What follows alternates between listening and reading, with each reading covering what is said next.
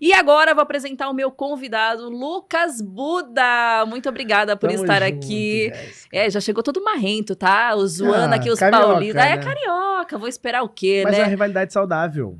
É uma rivalidade É, saudável. É, eu gosto, eu gosto. eu não sei não, eu tô planejando umas É, vinganças aqui, tô você não levando pro gosta porque você é coração um paulista. pouco. Se você fosse carioca, você ia gostar, né? Já, tá vendo? Não tem uma trégua. Uma trégua. Já tá zoando a nossa praia, que vai ficar perto da Faria Rapaz, eu Lima. vi essa notícia que vai ter uma praia 15 minutos da Faria Lima. Uma praia com onda, gente. Tá rindo, a gente tá achando o máximo. Eu já quero saber onde eu faço minha carteirinha aqui do clube. Pois é, vai ter que ser, vai ter que pagar, né, pra poder ir, provavelmente. Ah, mas a gente tem dinheiro, meu filho. É bom ter. Aquela, já que... É, Mas enfim, Buda, você como um bom professor, né, de educação física, passou aí pelos realities da vida, passou por muita polêmica recentemente, que eu não sei nem por onde começar.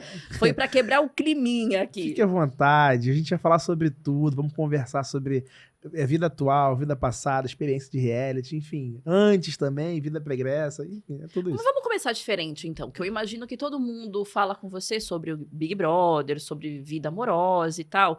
Vamos pegar uns assuntos, já usando sua expertise como professor, que estão rolando atualmente. Escala 6x1, essas questões que teve algumas falas aí tortas que acabaram de sair sobre Pelourinho, enfim, tem bastante coisa pra gente falar. Você deu a sua opinião sobre a escala 6x1 nas suas redes sociais, né? Sim, sim.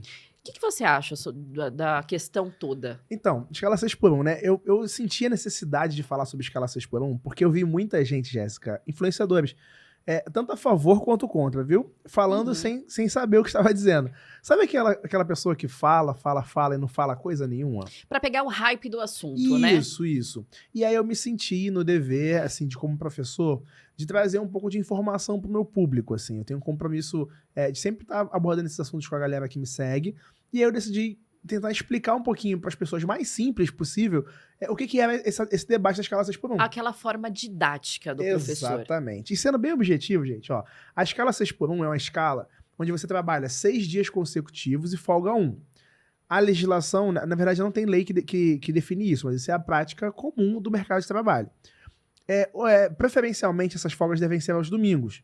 Só que em setores como bar, restaurante, Shopping. hotelaria, shopping, farmácia, supermercado, transporte, isso não acontece.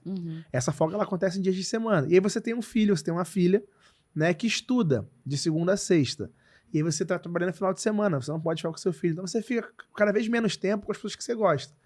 E eu já sofri muito com isso. Porque, por exemplo, teve uma época na minha vida que eu trabalhei na escala 6x1. Meu irmão trabalhava em um hotel, 6x1 também, e a gente quase não se via. Eu fiquei quase, tipo assim, a gente morava na mesma rua praticamente, e eu não via meu irmão, porque ele trabalhava no horário que eu não trabalhava, e a gente quase não se encontrava, porque quando eu tava de folga ele não tava, e vice-versa. Então, assim, é muito doloroso isso, né?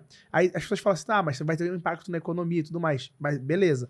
Mas tem um passo a passo para que essa lei seja aprovada, porque às vezes a gente fala disso com muita irresponsabilidade, de uma forma muito simples. E as coisas não são tão simples assim, gente. Problemas complexos dependem de soluções complexas para serem resolvidas. Um exemplo. De muita burocracia. Sim, burocracia. Tá rolando o debate de escala 6x1? Tá rolando.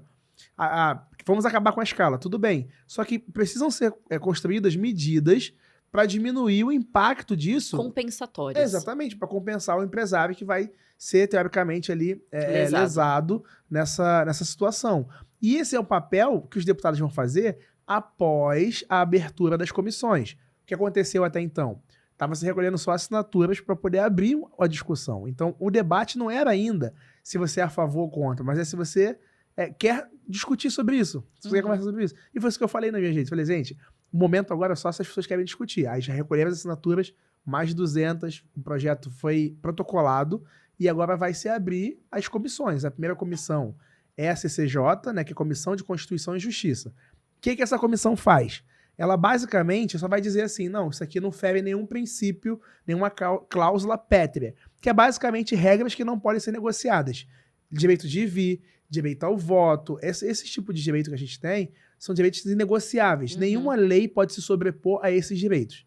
Eles vão olhar assim e falar assim, não, realmente, essa PEC 6x1 não fere nenhum desses direitos das cláusulas pétreas. Então ele pode seguir.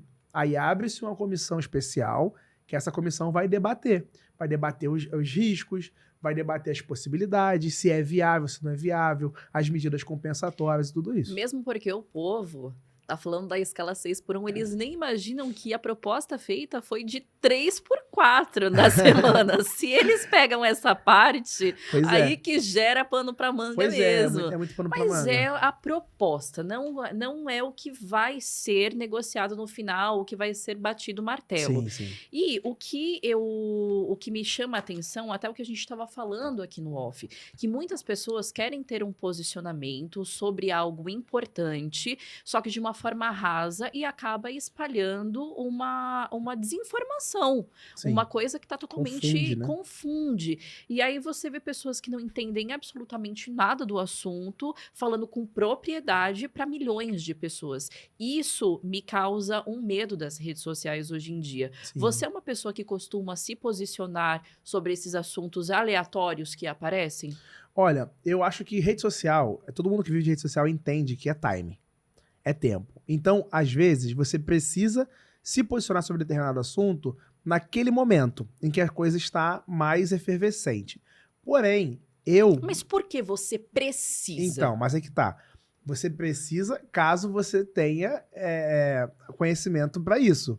Porque, por exemplo, já teve várias fofocas, polêmicas, assuntos que eu não me posicionei porque eu não tenho dados, eu não tenho estudo, eu não tenho condições de opinar sobre isso. Então, assim, eu me posiciono sempre que eu acho que eu devo me posicionar em assuntos que eu tenho o que contribuir. Se eu não tenho nada para contribuir, eu pego me recolho a minha insignificância e vou aprender com quem tem. E tá faltando um pouco isso, né? Tá, de repente, essa noção. Essa noção e principalmente você conhecer o seu público. O seu público fala sobre isso? Será que seu público vai conseguir digerir a informação que você tá trazendo? Porque também, por mais que você tenha essa informação aqui, ó, certinha, não é o seu público. Pois é, assim, eu gosto muito de aprender, Jéssica, eu amo aprender. Eu sou um cara que é apaixonado por viver experiências novas. Não dá pra perceber aí tanto de coisa que eu já aprontei na vida. Mas é porque eu gosto muito de viver experiências, de aprender coisas, de conhecer gente, cultura, tudo isso. E, então, assim, eu particularmente gosto também de ensinar. É minha profissão, né? Sou professor. Só que eu acho que o aprendizado, ele pode ser e ele deve ser prazeroso. Eu estudei, fiz pós-graduação, mestrado, um dos autores que eu leio, né, o professor Renato Nogueira, é um professor que fala sobre afeto na vida, né, em geral, e tem uma professora que lançou uma tese de doutorado recentemente, ano passado, defendeu essa tese, que fala sobre o afeto, né, a dimensão do afeto no currículo da escola. E ela fala, cara, a educação ela precisa de ter envolvimento, de ter pessoas se afetando, de ter emoção, de trazer... Exatamente. Então eu gosto muito mais de ensinar me divertindo, aprender brincando, rindo, trazer a dimensão do humor. Eu acho que o brasileiro tem uma linguagem que é muito cara e muito única, sensacional para a educação, que é o meme. Sim. Eu acho que se a gente conseguisse usar mais o meme como ferramenta pedagógica, a gente ia ter uma população muito mais informada. E o nosso cérebro parece que está até programado para absorver melhor as informações quando ela vem através do humor. Sim. Você não acha? Ela gruda. Esses dias eu me peguei cantando O Mamute Pequenino Queria Voar. Você lembra disso? Tentava, não podia voar. E aí você, quem não conhece, procura aí. Mas quantos anos tem essa musiquinha? Muito. Por que essa música fixou na sua cabeça? Porque era um meme na época, era E a gente nem sabia o que era meme, nem existia. A gente só acha engraçado, né? A gente só acha engraçado. E aí você estava até me falando, eu tenho vontade de criar uma empresa para fazer gerenciamento de crise, de carreira, para dar um direcionamento nesse pessoal. Você acha que hoje em dia as coisas estão muito levianas? Você teria coragem de tirar isso do papel, da cabeça mesmo? Sim, total. Assim, eu acho que hoje a internet tá cada vez mais superficial, né? Eu digo isso porque, por exemplo, as pessoas elas substituíram ao longo do tempo a televisão pelo YouTube. E hoje elas estão substituindo o YouTube pelas redes sociais com Kawaii, TikTok, Instagram, com menor tempo de tela. E a vida real acontecendo, né? Você quer acompanhar o que as pessoas estão fazendo. Eu mesmo, isso aqui, gente, é uma autocrítica agora. Eu não consigo mais ouvir áudio do WhatsApp em 1x. Eu só consigo ouvir 1,5 no mínimo. Né? Se a pessoa fala muito devagar, já é 2. Então, assim, a gente está cada vez consumindo menos tempo do mesmo conteúdo. A gente não consegue mais assistir uma aula de 30, 40 minutos, 50 minutos de aula. A gente está cada vez mais querendo as informações em 1 minuto e meio, em 90 segundos, que é o tempo de um Reels. Daqui a pouco vai ser 1 minuto, daqui a pouco vai ser o tempo de um Story, 15 segundos. Então, assim, a gente está cada vez mais ficando menos tempo atento, usando a nossa, dispersando a nossa atenção. E aí isso é muito prejudicial para o aprendizado. Isso me preocupa muito, porque eu acho que as próximas gerações vão ter que lidar com essa questão de como que elas absorvem informação. Ou a gente vai ter que aprender a ensinar de uma forma diferente, ou eles vão ter que aprender a aprender. E bate muito na questão do professor de educação física, que é você sair e se movimentar, você aprender a conhecer o seu corpo, a trabalhá-lo, e aí você pega e tem uma tela ali, que te dá muito mais prazer mental, às vezes, do que o esforço físico. Você chegou a pegar essa época de ter que ensinar e ter essa dificuldade, essa barreira da tela? Sim, mas eu sempre fui um cara muito inventivo na sala de aula. Eu sempre fui um professor fora da caixa. E eu usava isso a meu favor. Por exemplo, eu acredito muito que a educação física escolar, ela não deve se limitar aos esportes tradicionais. Futebol, voleibol, basquetebol, não é isso. Eu acredito que a educação física na escola, ela tem que ser para oportunizar a gente viver experiências com o nosso corpo, diversas.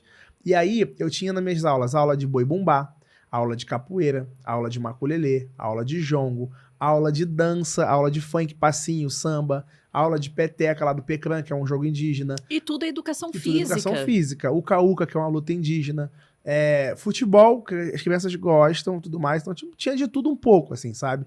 Então, a gente acabava variando muito o conteúdo para que os alunos pudessem ter mais oportunidade, mais contato e tudo mais. E aí o que você falou é muito interessante, por quê? Porque eu usava o TikTok nas minhas aulas. Se você procurar no meu TikTok, eu acho que deve ter ainda. Os primeiros vídeos eram eu dançando com os meus alunos. Porque se o conteúdo da educação física era dança, eles têm uma expertise em dança.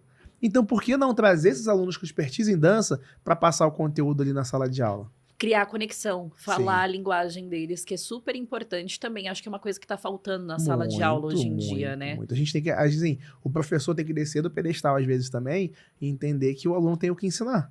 Agora você foi polêmico, mas vamos continuar essa resenha após o intervalo que nós vamos fazer agora. Nós vamos encerrar a nossa transmissão em todas as redes sociais e vamos continuar só no YouTube. Então você que já acompanha, corre pra lá. Quem não nos acompanha, siga aí em todas as redes sociais, Spotify, X. Estamos em tudo, galera. Bora lá pro YouTube do Pod VIP. Voltamos com mais Lucas Buda e ele foi... Agora pegou num ponto, porque assim, eu entendo que o professor precisa se adaptar, descer desse pedestal que você falou, e ao mesmo tempo ele precisa ser muito valorizado. Sim. Né? Porque o educador no Brasil, isso junto com mão de obra, com outras classes, ele não é valorizado tanto financeiramente como na educação, como os pais não o veem, acho que às vezes como um confronto, mas como assim eu ensino isso para o meu filho e dentro da sala de aula o professor está falando outra coisa, e aí eu vejo que essa linguagem se perde um pouco. Você como professor, qual era a sua principal queixa que você acha que a gente pode mudar, tanto quanto pais, quanto como um governo, o Brasil num todo, para valorizar esse professor? Essa pergunta aqui daria, eu acho que uns 3 podcasts. Ih. Essa pergunta daria, mas assim, vou tentar ser um pouco objetivo. A deseducação no Brasil é um projeto. A deseducação é um projeto. Existe interesse em que as pessoas não se eduquem. Isso para quê? Para movimentar a massa de manobra. Isso faz parte de projeto político, de poder. Hoje, no Brasil, a gente não tem um projeto de Estado, a gente tem projeto de governo. O que é? Um governo ele só pensa coisas em inaugurar obras, em fazer ações que ele pode manter no seu governo, que ele pode inaugurar no seu governo. Passou disso, se for uma coisa que vai ficar para o outro governo inaugurar, para usufruir das consequências daquela medida, já é mais difícil de se fazer. Isso é uma questão estrutural do nosso país. O que eu acho que a gente pode melhorar em relação pais e alunos, né, e professores na escola, é que hoje eu tenho percebido muito, Jéssica, que os professores eles têm perdido o prestígio das famílias brasileiras. Os professores têm sofrido tantos ataques institucionais, do Estado, de desvalorização mesmo, que aquela apreciação, o status, né? Aquele status de professor já não é mais o mesmo. Eu lembro que a minha mãe falava que o professor tá sempre certo. Você tem que entender o que tá acontecendo. Hoje em dia não é muito mais assim. Eu acho que todo mundo, todo pai, todo responsável tem que entender, gente, que que os professores são seus parceiros. Uhum. A gente não entra em sala de aula para deseducar o aluno, para desdizer o que um pai ou que uma mãe ensina para o seu filho. Não é isso. A gente é parceiro nessa missão. E eu já tive alguns problemas em relação a isso e eu sempre pontuei isso para os pais. Falei assim, olha, eu sou seu parceiro, eu estou aqui porque eu também tenho um interesse em comum ao seu, que é de ver o seu filho, a sua filha, deslanchar, alcançar os seus sonhos, seus objetivos na vida. Então, assim, se os nossos objetivos são iguais, a gente só tá para somar esforço e não para dividir. Né? O que acontece às vezes é que muitos responsáveis acabam olhando o professor não como um parceiro, mas como um oponente, uma pessoa que está ali competindo. E não é bem assim que funciona. Exatamente.